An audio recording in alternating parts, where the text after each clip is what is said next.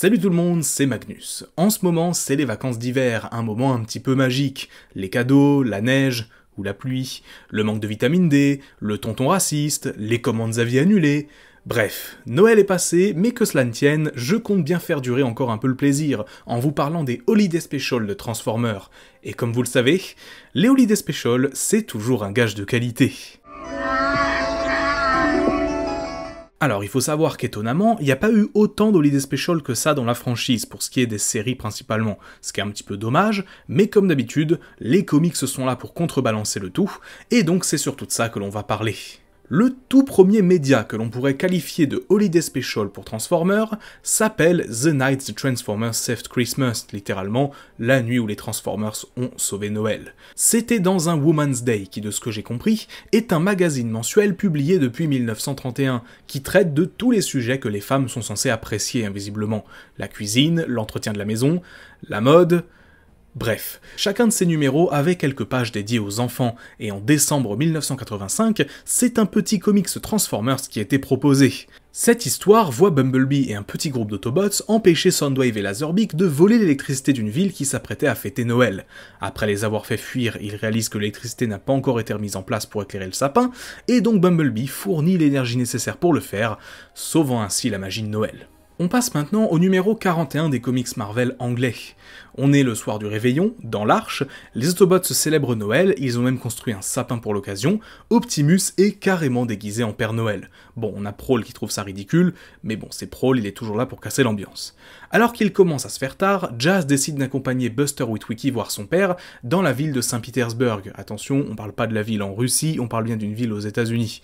Et ça à toute allure. Ils ont un accident et Circuit Breaker, qui passait par là, pensa que Jazz avait blessé Buster, donc elle l'attaque. Buster réussit à la convaincre de laisser la vie sauve à Jazz en invoquant la magie de Noël. Jazz comprit donc que Noël avait une réelle influence sur les humains, une influence positive en l'occurrence. Petit saut maintenant dans le numéro 93, cette fois des comics Marvel anglais. Dans ce numéro, Jetfire est un petit peu déprimé, pensant qu'il pourrait en faire plus pour aider ses alliés Autobots. Il considère que puisqu'il a été construit sur Terre, il est davantage loyal aux humains qu'aux Autobots, et que s'il avait à choisir, il trahirait ces derniers. Buster, qui a tout écouté ce que Jetfire avait à lui dire, le réconforte et lui explique qu'Optimus serait fier de lui malgré tout, et que ces mots de réconfort étaient son cadeau de Noël à lui. Numéro 145 maintenant des comics Marvel, toujours du côté de l'Angleterre, on trouve cette fois-ci Starscream qui est un petit peu déprimé car il dit qu'il a le mal du pays. Un jeune garçon le rencontre et lui dit d'être content car c'est Noël et il est bien décidé à lui montrer ce que c'est que l'esprit de Noël justement. En route, les deux croisent un bus rempli de vieux, coincés au milieu de la neige. Starscream se laisse convaincre de sauver les personnes âgées au lieu de les laisser mourir quelques années plus tôt, mais Streetwise, qui passait aussi par là, lui tira dessus, pensant qu'il était en train de les blesser. Une fois le quiproquo désamorcé, l'enfant essaya d'expliquer à Starscream l'esprit de Noël, une bonne fois pour toutes, celui-ci ria et lui souhaita malgré tout joyeux Noël, même si concrètement il en avait rien à carrer. Numéro 198 maintenant, toujours dans ces mêmes comics, de toute façon on va être que dans ceux-là, donc c'est même plus la peine de le préciser. Dans ce numéro, Optimus Prime, récemment revenu à la vie sous sa forme Power Master, n'est plus tout à fait lui-même. Il semble avoir perdu l'envie de défendre la Terre et ne sait plus tout à fait pourquoi il se bat. Alors que les Autobots accourent dans la ville pour stopper une attaque des Decepticons, qui se révélera juste être 3 Wreckers qui avaient été un peu maladroits parmi les humains, Prime reprend ses esprits et se souvient ce qui lui a fait jurer il y a longtemps de défendre notre planète. La volonté de réparer une de ses erreurs, car c'est lui qui a fait s'écraser l'Arche sur son autre monde, amenant son conflit sur ce dernier. C'est aussi de la faute des Decepticons, mais bon, visiblement ça c'est un détail. Numéro 250 de ces mêmes comics maintenant, on est toujours le jour de Noël et Optimus reçoit l'opportunité de ressusciter des Autobots grâce à un bout de la matrice. Mais il se questionne quand même sur le fait qu'il ait en quelque sorte le pouvoir de jouer à Dieu et de ressusciter des gens ou non, choisir qui peut vivre ou pas.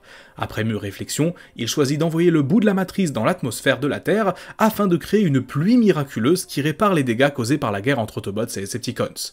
Alors c'est bien mignon, mais c'est vraiment parce que c'est la magie de Noël que l'on va tolérer cette logique totalement pétée. Dans le numéro 302 de ces comics, le jour du réveillon, Dreadwing se fait hanter par des fantômes représentant le passé, le présent et le futur. Ouais, on est bien à Noël, faut croire que ces fantômes sont arrivés un peu plus tard pour Halloween visiblement. Vive l'esprit de Noël, je suppose. On va maintenant faire un bond dans le temps pour se retrouver en 2009, car en effet, du côté des films, c'est dans les comics dérivés de Revenge of the Fallen, publiés dans les magazines à l'époque du film, que l'on trouve une histoire que l'on peut qualifier de Holiday Special. Sam est en train de fêter Noël avec sa famille avant de se faire attaquer par Dead End, un Decepticon récemment ressuscité et assoiffé de sang et d'énergon. Bumblebee intervient alors et le sauve, jouant des musiques de Noël pendant le combat, pour ne pas se faire remarquer.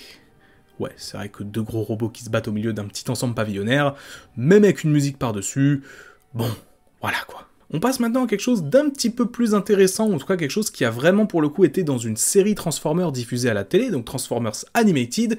On va parler de l'arc Human Error. En effet, dans Transformers Animated, les épisodes Human Error, donc partie 1 et 2, prennent place durant les festivités de Noël à Détroit. En effet, malgré le fait que Soundwave avait déjà fait beaucoup de dégâts en ville lors de sa création, qui remontait à la saison 1, et qu'il avait été apparemment détruit, des jouets de lui commencèrent à être vendus, faisant un carton auprès d'à peu près tout le monde. Tout cela sera révélé comme un plan de Soundwave, qui entend contrôler les habitants de la ville et les Autobots avec ces derniers. C'est Sari, aidé de Rwaggar, Snarl et Scrapper, qui parviendra à mettre fin à son plan et à libérer Optimus et les siens. Rwaggar distribuant même des ordures à tous les habitants de la ville en guise de cadeau, en bon Père Noël qu'il est. Retour du côté des comics avec IDW, évidemment, qui a fait un Holiday Special entier fin 2015, avec une grosse issue, un gros numéro, composé de 3 histoires individuelles, reprenant les 3 intrigues principales des comics à l'époque. Dans la première histoire, qui se passe donc sur Cybertron, on voit Starscream, qui était du coup le leader de la planète, souhaitant mettre en place un Chosen One Day, un jour de l'élu, si on veut traduire en français. Cette journée était supposée, puisque c'est Starscream, être tournée vers lui, se pensant être l'élu de Cybertron, on rappelle. Mais lors de la diffusion du message expliquant cela aux Cybertroniens, la partie sur lui fut coupée, laissant penser que ce jour de l'élu était un jour pour les élus des cœurs de chacun. Les Cybertroniens, tous heureux, s'offrent donc des cadeaux et avouent leurs sentiments les uns pour les autres. Starscream voit alors arriver Windblade, Wheeljack et Ironhide entre autres, pour le remercier de son altruisme et lui offrir, pour ce soir au moins, leur amitié. Cette histoire est vraiment drôle, bien adaptée au personnage de Starscream, étant bien sûr une référence au Grinch. Du côté de l'intrigue de Mort d'Amedziai cette fois-ci, donc dans le Lost Light, on a Rodimus qui est de retour du Meteor Fest. Il trouve Megatron et Minimus en train de décorer une sorte de sapin de Noël métallique, qui est en réalité une machine qui leur permettra de passer de manière sûre une zone contrôlée par les Maulers, une espèce extrêmement robophobique. Pendant ce temps, dans le bar de Swerve, on retrouve Nautica et Whirl qui sont en train de boire, quand tout à coup, ils sont surpris par des petits coups à une porte, qui se révéleront être des petits coups donnés par un protoforme. Pensant qu'il vient de Luna 1, le trio rentre par effraction dans le bureau de Minimus afin de pouvoir le renvoyer sur la Lune. Le protoforme prend alors la forme de la tête de Whirl, et Minimus rentre dans son bureau, le trio essayant du coup de justifier leur présence. L'armure d'Ultra Magnus prend vie, d'un coup, subitement, effrayant évidemment Minimus, et obligeant Nautica à l'assommer. Le protoforme avait du coup évidemment pris le contrôle de cette armure. Ce dernier se trouve toujours dans l'armure et va alors voir Megatron, qui pense que c'est tout simplement Ultra Magnus qui veut lui faire un câlin. Bon, c'est quelque chose d'assez drôle, et Whirl finit du coup par prendre le protoforme et se mettre en stase avec lui. Le lendemain, Whirl se réveillera au centre médical, et Velosti lui apprend qu'il s'agissait en réalité de Scraplets ayant pris la forme d'un protoforme. Sympa. Enfin, l'histoire dérivée de Robots in Disguise voit Thundercracker investiguer un meurtre commis sur Terre, accompagné de son fidèle chien Buster. Visionnant des caméras de surveillance, il découvre que le tueur était vêtu d'un grand manteau rouge et d'un bonnet, ce qui le fait réaliser qu'il ne peut s'agir que du Père Noël. Il vole alors au pôle Nord et confronte ce dernier, avant de découvrir qu'il s'agissait en réalité de... Megatron qui voulait se venger du Père Noël car ce dernier ne lui avait offert pour seul cadeau qu'un pauvre morceau de charbon. Parvenant à vaincre Megatron, Thundercracker s'excuse auprès du véritable Père Noël et s'en va distribuer les cadeaux au monde entier, utilisant le tank de Megatron en guise de traîneau. Et c'est à ce moment qu'on apprend que tout cela n'était en fait qu'un scénario d'une histoire écrite par Thundercracker qu'il était en train de lire à Marissa Fairborn et Ayanna Jones. Les deux trouvèrent son scénario vraiment pas ouf, surtout qu'il était censé se destiner à des enfants. Enfin, toujours sur le thème de Noël, on peut parler du Holiday Optimus Prime.